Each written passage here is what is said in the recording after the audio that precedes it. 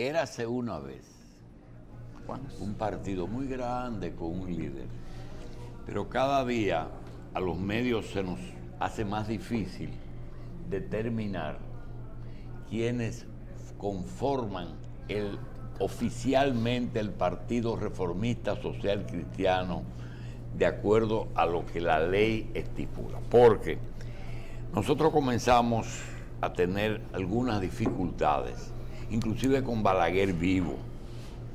Cuando Balaguer decide ponerle brillo a la inspiración, se acerca a los social cristianos y al Partido Reformista le coloca la sigla. Luego ya al final de su mandato se le ocurre la idea de que Fernando Álvarez Bogar no llegue al poder. Y eso se fue llegó hasta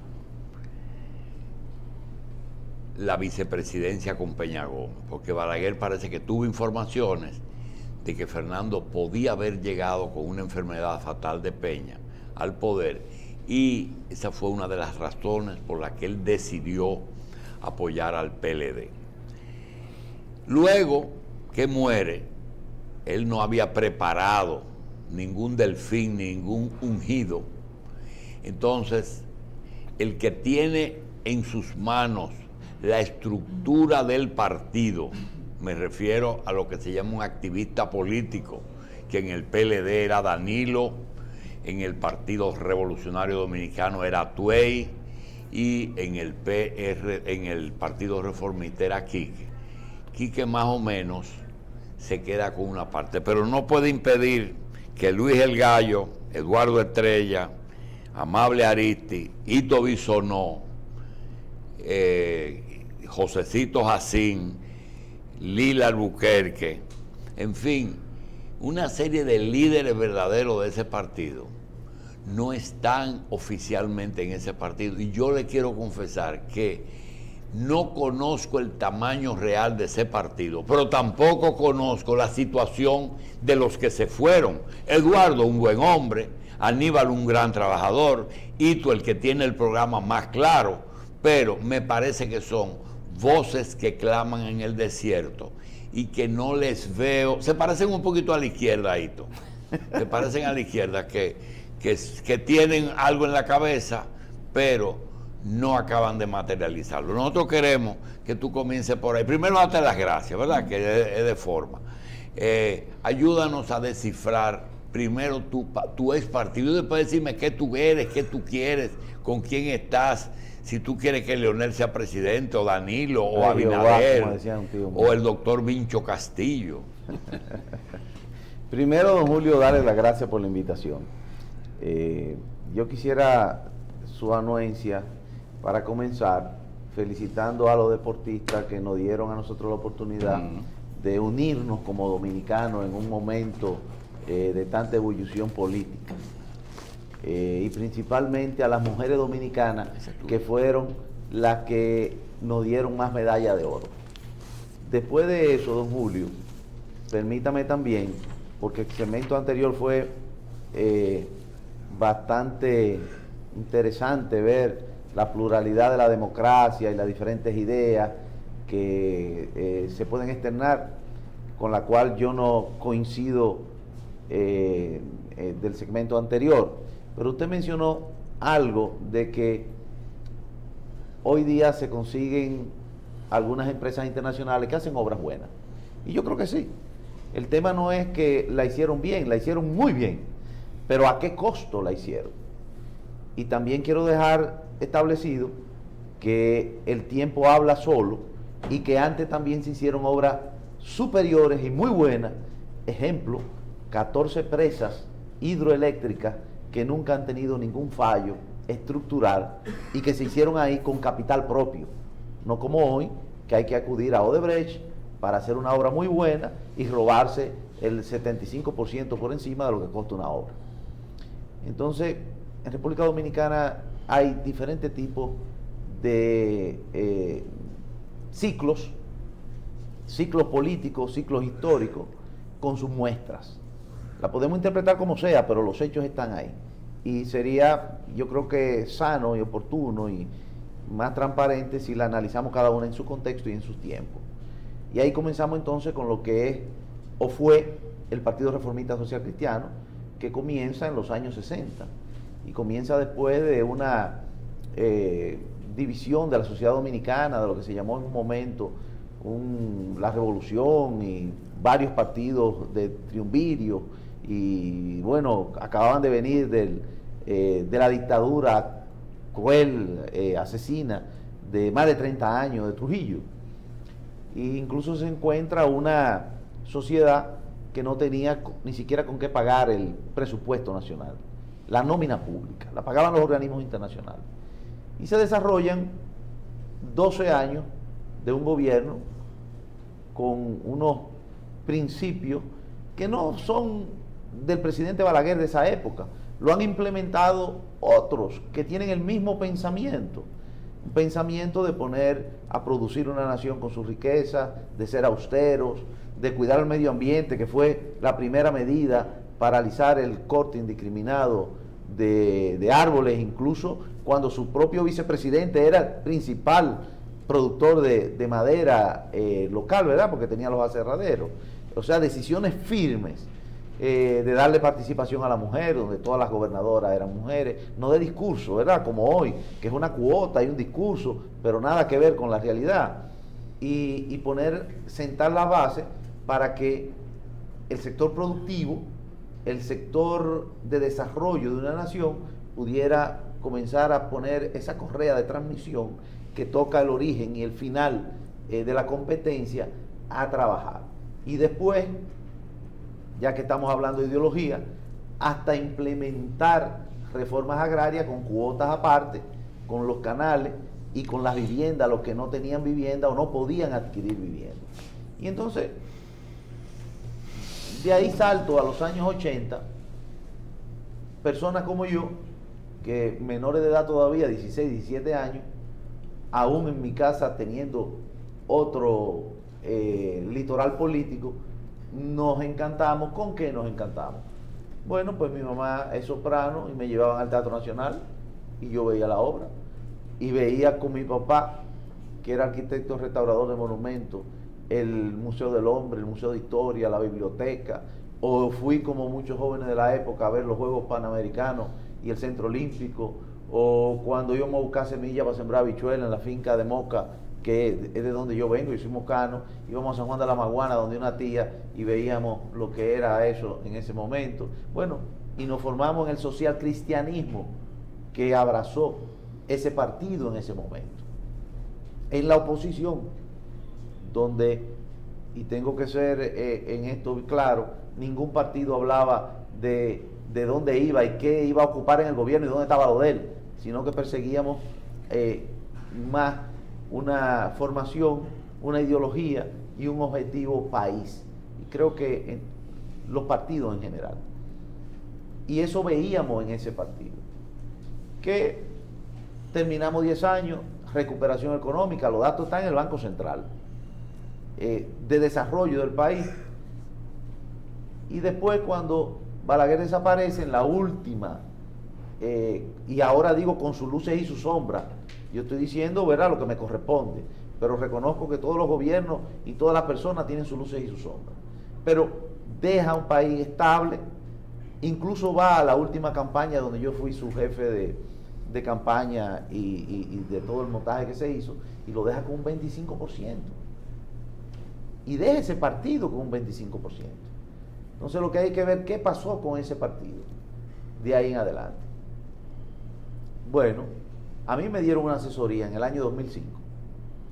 Está por ahí, fue Licha, esposo de Maribel Gasó, y me dijo claramente, mira, el resultado de esta asesoría es que si tú quieres ser candidato presidencial, tú tienes que tomar en serio, porque el partido donde tú estás, los que están ahí, lo que están acostumbrados y su visión es participar de los gobiernos, no llegar al poder, sino ser parte de los gobiernos. Claro, era un momento donde el escenario completo había que verlo, dominado por un partido de oposición, con una incidencia sociopolítica de un país que iba a estar en ese ciclo que seguía corriendo con el PLD en el gobierno.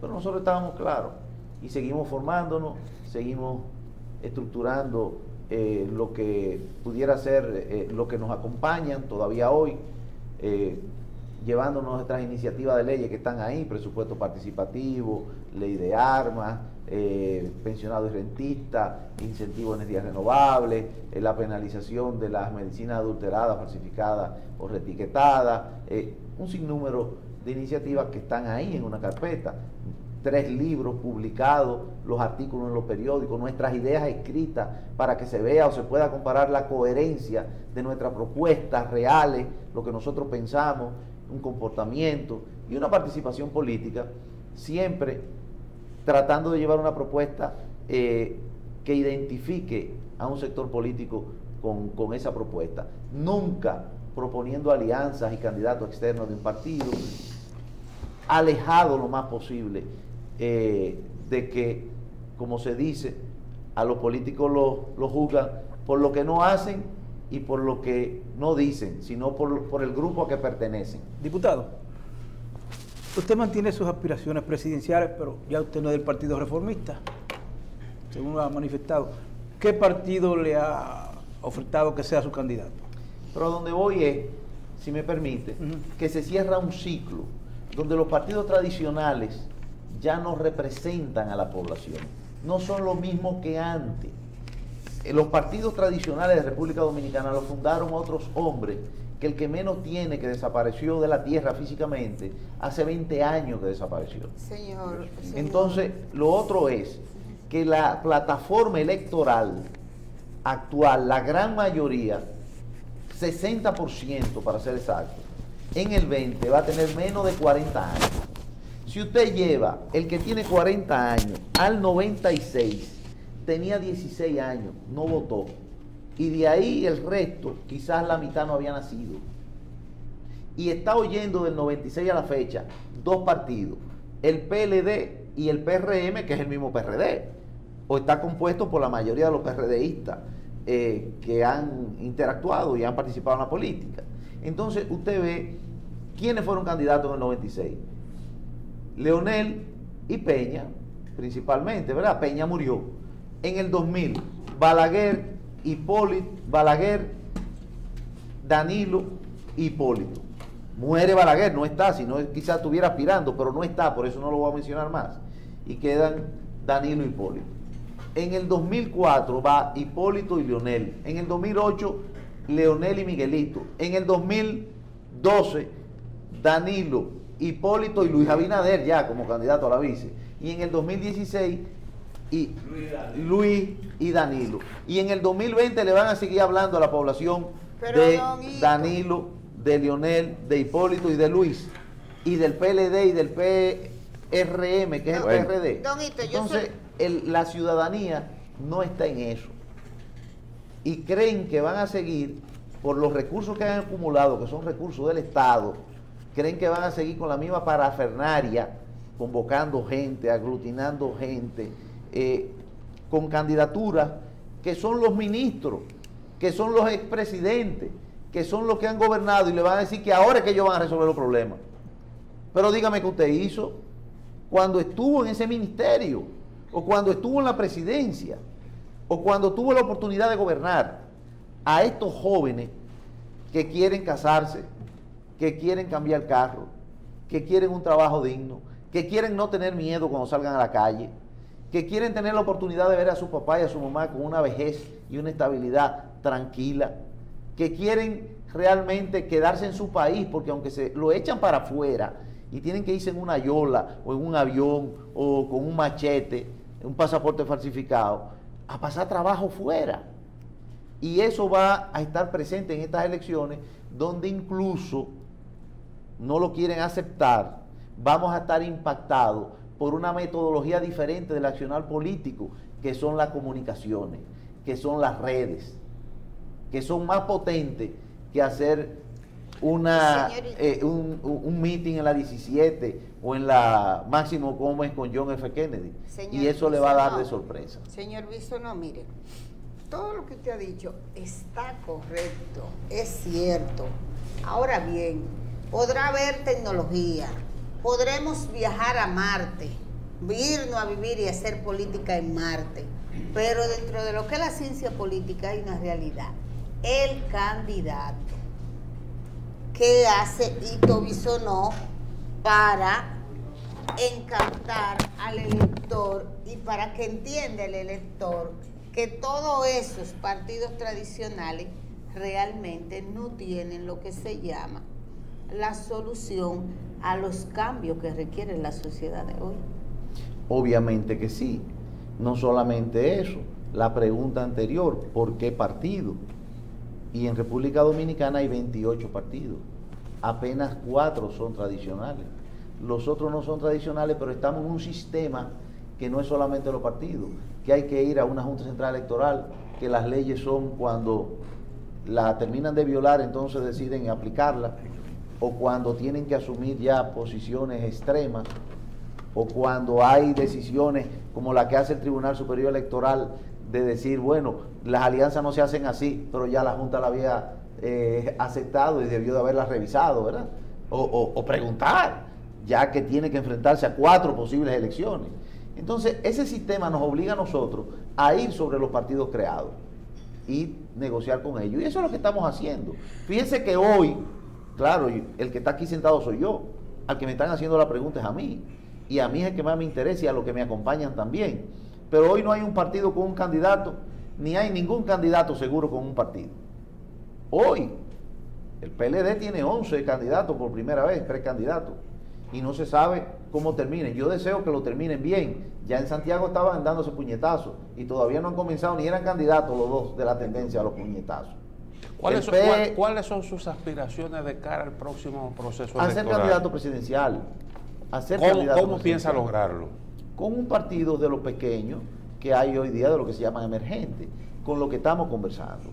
Sí, porque la ley de partidos políticos obliga incluso, para que los partidos no desaparezcan, a tener un 1% en el tramo presidencial, un 1% en el tramo congresional y un 1% en el tramo municipal o distrital. Y además sacar un representante en el Congreso y un representante en la municipalidad. Y nosotros estamos en ese proceso. Y creo que en los próximos días estaremos anunciando con cuál lo haríamos. Para eso estamos trabajando. Y yo creo que el país está preparado y exigiendo la oportunidad de una alternativa diferente. Que, como muy bien señalan, tiene que haber un candidato con propuesta. Nosotros no solamente tenemos la propuesta, y la tenemos en nuestra página web, www.itobisono.com, porque yo decirle hoy que yo creo en un gobierno pequeño que impulse a los emprendedores y a los inversores para que paguen sus impuestos y que esos impuestos sean bien administrados y bien invertidos, bajar el gasto corriente, revisar las que son las exenciones, ampliar la base de tributación con la informalidad, una informalidad que le den garantía de que le van a devolver lo que están pagando, ¿verdad?, en los servicios de las políticas públicas que tiene que tener el gobierno, con una educación que yo creo que es la mejor inversión que puede hacer un Estado, pero una educación de calidad, para que compitan y además vayan hacia los nichos de demanda de empleo que tiene la población. ¿Usted cree que puede garantizar como candidato de una organización de las pequeñas que tenemos acá? ¿Qué puedo? Garantizar. Bueno, indudablemente que primero una candidatura que va a estar acompañada de candidatos congresionales y municipales, en un escenario donde ya las elecciones no son de arrastre, y no son de arrastre incluso en las provincias del interior del país, donde hay personas que tienen respeto, que tienen arraigo, que no importa que se esté en el Estado. Aquí mucha gente le tiene miedo al Estado. El Estado cayó en el 78, el Estado cayó en el 86, el Estado cayó en el 2002, el Estado no pudo dejar a Danilo Medina en el 2004 en el poder, no se pudo quedar Leonel interpretando la Constitución y no pudo Danilo ahora modificar la Constitución para quedarse. Lo que hay que hacer es la propuesta y estar ahí.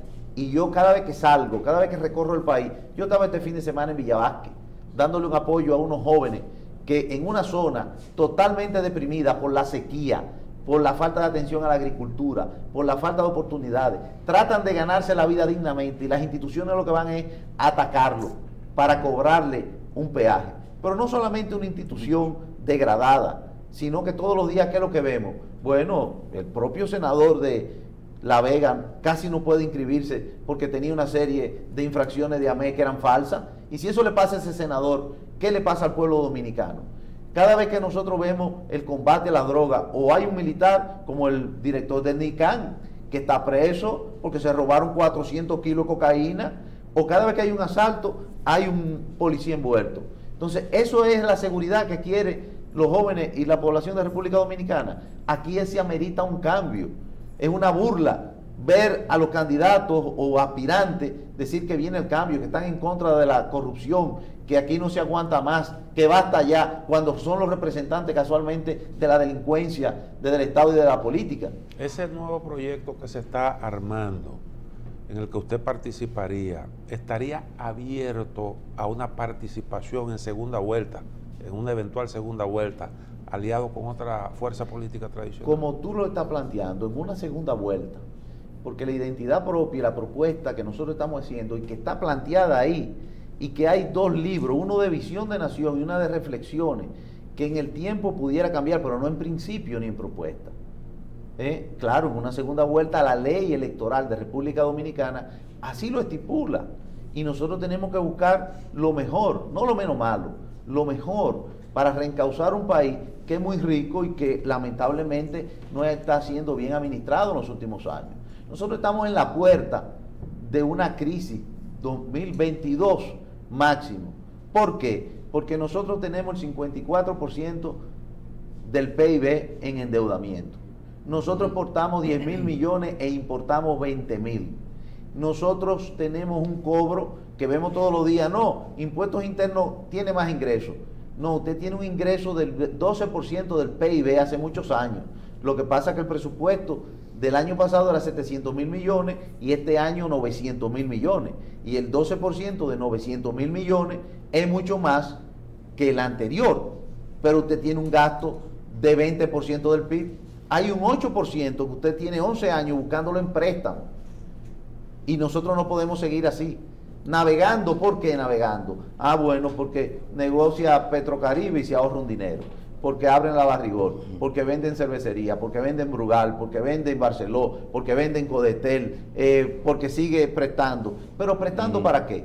Porque los préstamos serían buenos si usted lo invierte bien y tiene un buen retorno. Pero usted está cogiendo préstamos para pagar 1 millón de nómina, que la mayoría son botellas, que no crean riqueza ni trabajan. Como la familia que ponen nómina, que ponen presupuesto lo que se puede sacar en la lotería también. Claro. Entonces, aquí quizás no nos damos cuenta porque estamos navegando todavía en eso. Y esa es supuestamente la bonanza que tenemos, irreal totalmente. Y el dominicano de hoy está más empoderado que antes, porque hay una sociedad más conectada. Y todos los días comenta una cosa y otra, y ve y analiza una cosa y otra, y se saca su propia radiografía. Quieren algo diferente, pero hay que darle una opción. Y nosotros estamos seguros que estando presente en una opción, vamos a tener el respaldo o de la mayoría o de una gran parte de la mayoría del pueblo dominicano. De esos problemas que usted ha citado, en caso de que usted llegue a la presidencia, ¿cuál sería lo prioritario a resolver? Nosotros tenemos 3 palabras, que es claro: institucionalidad, orden y lo que tiene que ser la prosperidad para todo el mundo. Porque en la institucionalidad usted puede ahí poner, primero, donde no hay justicia, donde no hay transparencia, donde no hay reglas claras, usted no se somete a nada. Y donde hay trabajo, donde el ciudadano en cualquier parte del mundo tiene dinero en su bolsillo, tiene un trabajo digno, llega a su casa sabiendo que al fin de mes va a cobrar, su pareja también, puede hacer planes a futuro, no está pensando en qué se va a robar, no está pensando en la droga, no está pensando en asaltar a alguien para quitarle un teléfono que quizás resulta que es un maquito viejo y no sirve. Y de ahí, cuando hay prosperidad y felicidad, son cosas muy simples que han funcionado no en República Dominicana solamente, en otras épocas, que han funcionado en muchas partes del mundo, porque cuando un país progresa, cuando hay educación, cuando la familia dominicana y se es temeroso a Dios, porque eso es lo que pasa también. Aquí hace mucho que hay gente que no tiene fe, que no cree en Dios, y como no cree en Dios son capaces de hacer cualquier vagamundería y barbaridad. Pero nosotros estamos seguros que aquí nosotros podemos volver a creer y salir adelante. han demeritado la política, pero la política como la veía Duarte, que se comparaba con la ciencia más noble, la filosofía, esa es la verdadera política. Lo que pasa es que hay gente que se mete a la política y desacredita a la política. Doguito. Son dos cosas muy diferentes. Aquí nosotros en el 92, por ejemplo, se bajaron los impuestos y se recaudó un 30% más bajando los impuestos. Cuando nosotros decimos que creemos en una estrategia política de poner a trabajar y darle la oportunidad de un trabajo digno a la gente, de competir en los sectores que nosotros podemos competir realmente, que están clarísimos, incluso con los acuerdos de comercio internacional. Lo que pasa es que hay que ir a trabajar todos los días y pensar cómo dejar un legado. Hace mucho que aquí cuando se va a trabajar a un sitio, o son los mismos ministros de 16 años y la misma fórmula de 20 años, lo que van es a ver cómo están sus negocios, cómo se hacen políticos y de ahí se hacen empresarios y a competir con los empresarios. Entonces el país lo que hace es que se atrasa y eso va a cambiar. Don Hito, hablando de ejercicio político en el Congreso Nacional, este fin de semana se ratifican o escogen los nuevos bufetes directivos. ¿Cuál es su perspectiva como legislador basado en que la pasada legislatura estuvo matizada por muchas contradicciones? ¿Tendremos un Congreso más trabajador a partir del 16 de agosto? Fíjate, ya yo agoto mi último periodo en el Congreso y creo que viendo las diferencias, el primer periodo, primer cuatrenio, para mí fue el más productivo. Y fue más productivo porque los poderes del Estado estaban en diferentes manos al final del primer periodo y principio del segundo. Entonces había que estar en una permanente comunicación y en una real representación. Hace muchos años que el Congreso está en la mano del Poder Ejecutivo y es órdenes lo que bajan. Cuando van a aprobar un préstamo, eso se aprueba de urgencia, ¡pap! Incluso tú eres igual de legisladora que yo, porque tú estás allá permanentemente y ves lo que hay. A veces tienes más capacidad porque tiene menos contaminación política de ver lo que va a pasar. Las amenazas a lo interno de la corriente del PRD o las advertencias son: pero nosotros cuando ustedes traen un préstamo lo aprobamos, para eso si quieren unidad. Eso se oía recientemente. Entonces, yo creo que hay una gran oportunidad del pueblo dominicano que tiene una sola vez, cada 4 años, el poder real. Una sola vez solamente. Y por un solo día, que es el poder del voto. Ahora que no hay arrastre, ahora que va a haber diversidad de propuestas, de buscar hacerle una radiografía a cada candidato. Porque cuando el ciudadano va a pedir un empleo, le piden su currículum. Pídanle ustedes, los votantes, el currículum, sáquenle el currículum a través de las redes, a través del Google, a los candidatos para ver quiénes llegan a ser senadores, quiénes llegan a ser diputados, quiénes llegan a la presidencia de la República, en base a su historia de vida, no a un discurso del momento de campaña, no a una propuesta por una candidatura, sino a una coherencia de su comportamiento familiar, de trabajo, de comunidad, de vida, para ver qué esperar de ese hombre o de esa mujer cuando se ponga la ñoña, porque es muy fácil aprenderte un discurso y ofrecerle a todo el mundo lo que tú quieras, y cuando tú llegues entonces, hacer lo que te da la gana. Nosotros no necesitamos en este momento cambiar un veneno de un vaso a otro y quedarnos con el mismo veneno, de los mismos partidos y de la misma gente. Entonces, en el Congreso, ¿qué va a pasar? Bueno, pues yo te puedo decir a ti que eso nadie lo sabe, porque el PLD tiene su mayoría. Y si se ponen de acuerdo, bueno, que Danilo y Leonel, en clara diferencia, se pueden ver lo que han hecho del Congreso, que es manejar el presupuesto del Congreso, previo a una candidatura presidencial y congresional. ¿A quién le van a dar ese presupuesto? Porque eso es lo que han estado manejando del Congreso, hablando claramente. No es el resultado de leyes, es el resultado de la administración, de dividirlo cada año, un año para ti, un año para mí, y pongo uno de los tuyos. Bueno, no, eso lo veremos pronto. Pero eso también va a ser una buena señal para que el pueblo sepa por quién va a votar. Bueno, Hito, esta parece que va a ser unas elecciones donde va a ser de las que más temas de debate van a tener los últimos tiempos, porque siempre a veces solamente se debate muy pocas cosas, pero hay mucho de lo que se debe hablar. Vamos a dar las gracias entonces y en una próxima ocasión le esperamos por acá. Las puertas están abiertas. Víctor Bisonó de ASA, aspirante presidencial y dirigente del Partido Reformista Social Cristiano. Víctor Bisonó. Víctor Bisonó. Bien. Bueno, a ustedes las gracias y la repetición esta noche en Coral.